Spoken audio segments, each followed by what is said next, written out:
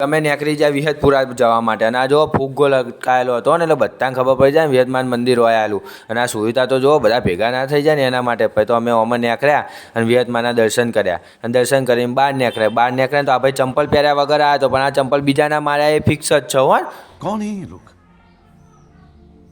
कहाँ से आते हैं અને પછી તો જો બધાએ ભેગા મળીને ચા પીધી મજા કરી હો ને અને પછી તો આપણો રોણો આવ્યો જો દેવાયત ખવડ આવી ગયો હા મારો રોણો હા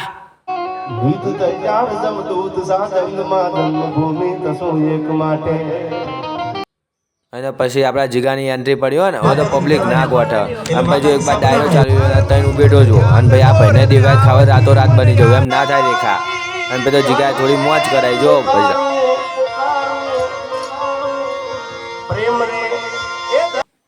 અને જીગાને જોવા માટે જો ખાલી પબ્લિક કેટલી આવી છે જો આ વિડીયો ગમ્યો હોય તો લાઈક ફોલો અને સબસ્ક્રાઈબ કરજો।